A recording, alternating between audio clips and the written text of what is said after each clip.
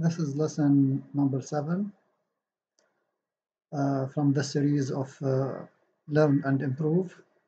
And in this lesson, we are going to talk about uh, what to do after finishing our development and what's kind of move we should play. And this topic about the weaknesses in the opponent's camp and how we should target the weaknesses uh, to take advantage and win.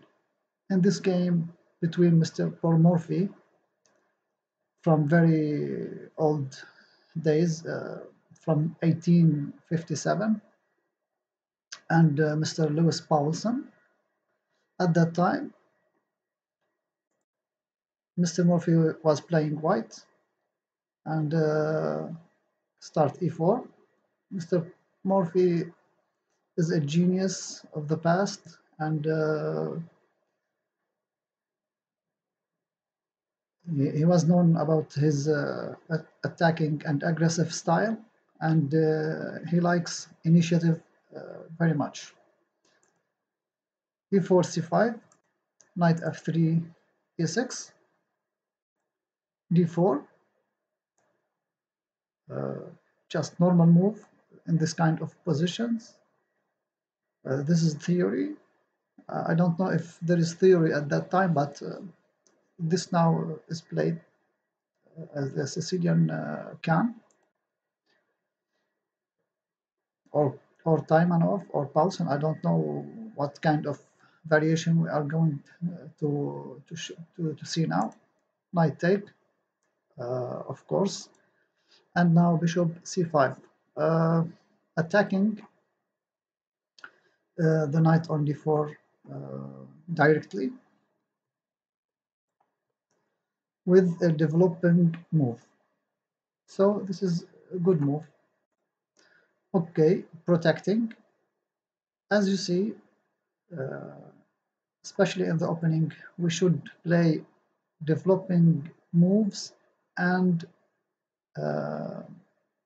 defensive move at the same time. We cannot leave our knight on d4 without defense.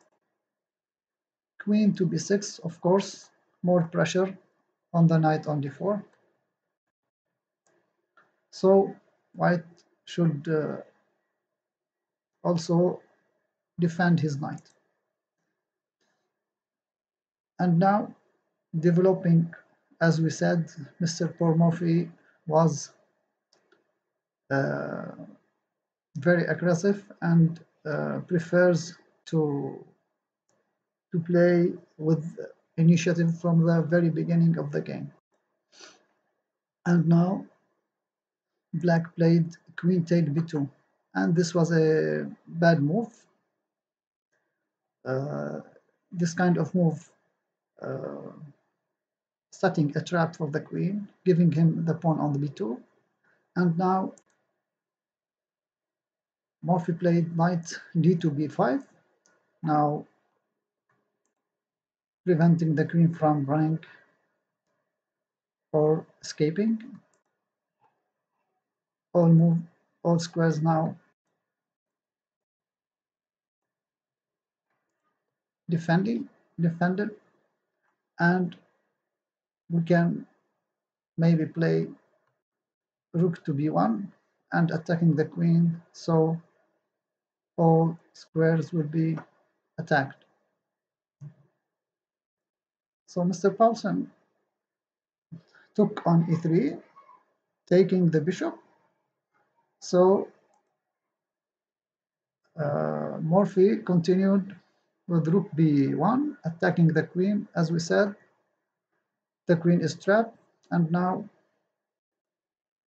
queen take, knight take. As we said, now after this quick start of the game, white should look for the weaknesses and for targets in the opponent's camp, and also for black. But now The advantage is with white because he took the queen. So now black ran away with his bishop, and now um, Morphy start to attack this bishop and continue his development at the same time. We cannot ignore our development at any case. We should continue our development because this is necessary for the game. A6, of course, attacking the knight. As we said, our topic is the targets and the weaknesses. So any piece, undefended piece, should be targeted and attacked. So A6 attacking the knight on b5,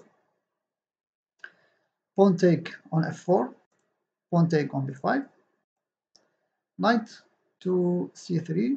Of course, we should not uh, keep the knight on b1 uh, like undeveloped.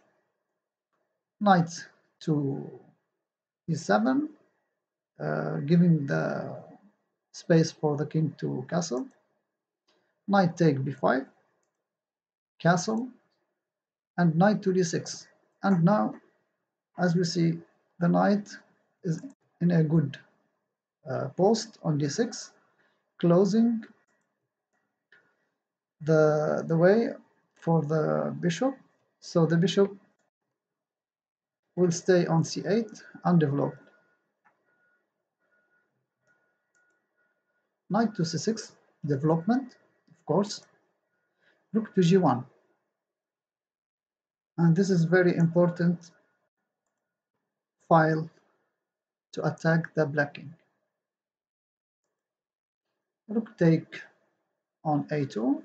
Of course, undefended pawns or pieces should be attacked. So undefended pawn on a2 should be attacked. But Mr. Morphy don't care about pawns too much because he wants to go for the attack and mate the black king. Now f5, attacking the pawns in front of the king. f6, preventing the white pawn from advancing more. Bishop to c4, attacking the rook on a2. As we said, we should target the undefended pieces and undefended pawns and so on, because everything undefended is a target for us and a weakness to attack. Rook to a4, attacking the bishop. f4, continuing with the advance of the pawns to give more, to take more space. b6, and giving the bishop a space or diagonal to develop. Pawn take on e6, pawn take on e6, knight take now on c8. We cannot let the bishop develop normally. Of course, we can take on c8, and then we can take on e6, checking the king and attacking also the piece on c8, whatever black should take. Knight take on c8, bishop take with check, and now king to h8. Bishop take on c8, of course, because white with a material advantage, it's normally to exchange pieces. Queen, now rook take c8, and queen to d7, attacking the rook on c8 and the knight on c6. Also threatening mate on g7. Knight to e7, preventing the attack on the G7 pawn and threatening mate with mate, and protecting the rook on c8. But we can take the knight easily. Queen take e7, and also uh,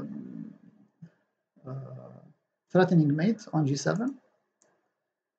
Rook check, king to f2, rook check on c2, and king to e3. And now many threats for white, like checkmate and checkmate, whatever black can try to play. And if he plays like g6, play mate. If he take the rook, he can play checkmate. And if he goes back, he can play checkmate. And if he keeps checking the king like this, maybe we can take,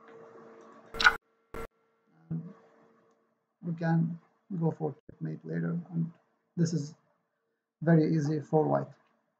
Okay, now let's see the other game from the recent games of the world champion Magnus Carlsen.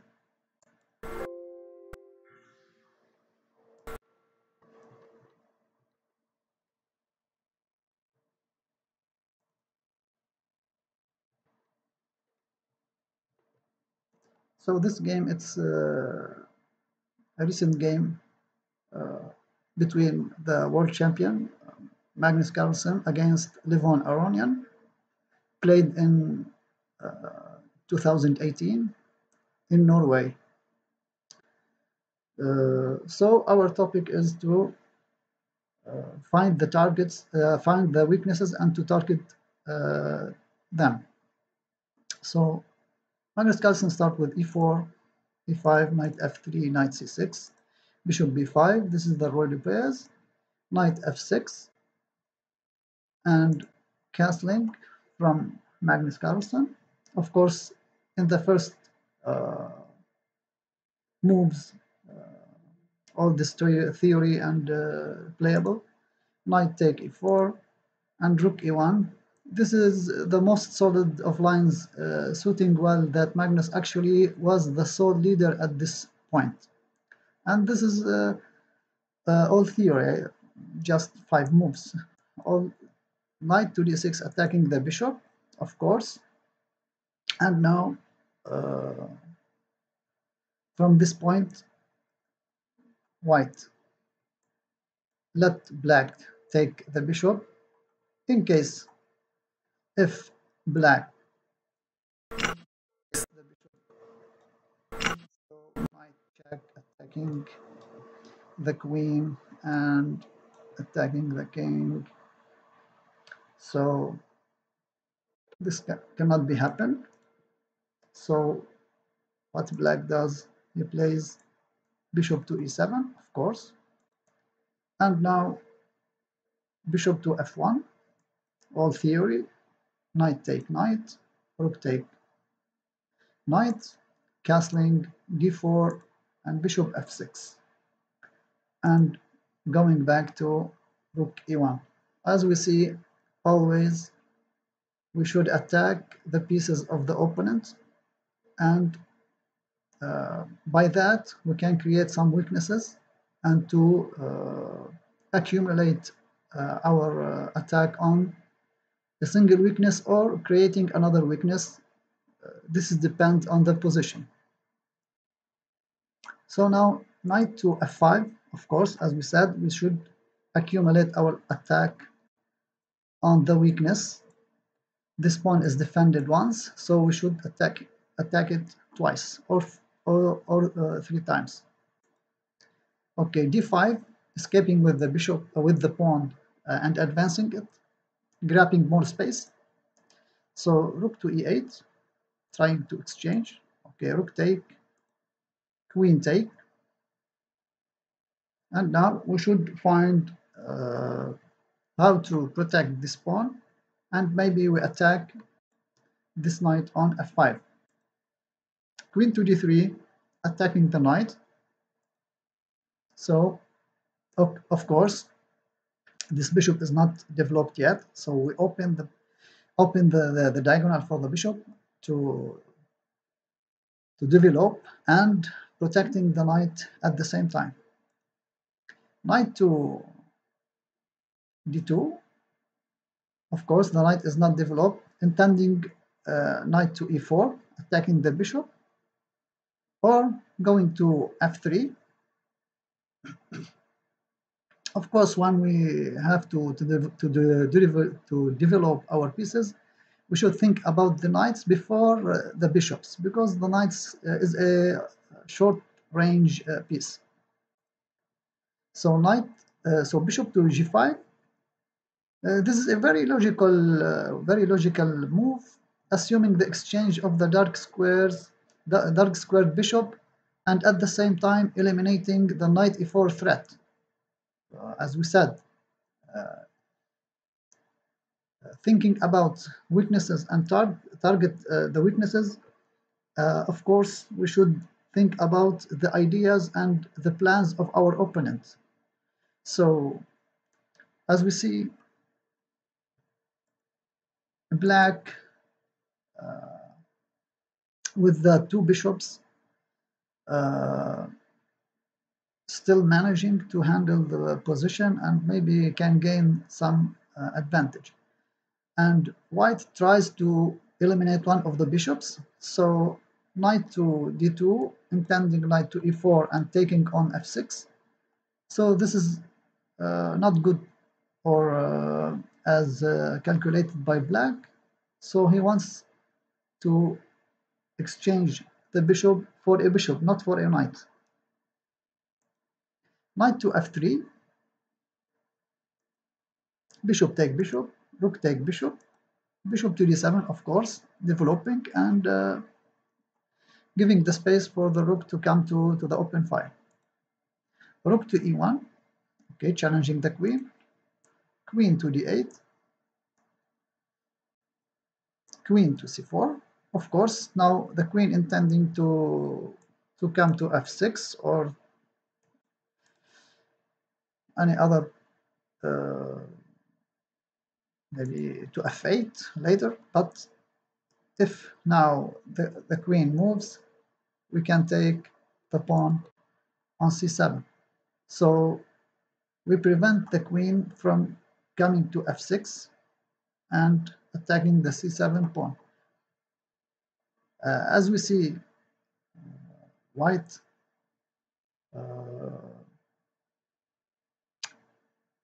look for the ideas and for the move of black and preventing them before can black move, or before he can execute his ideas or his plans.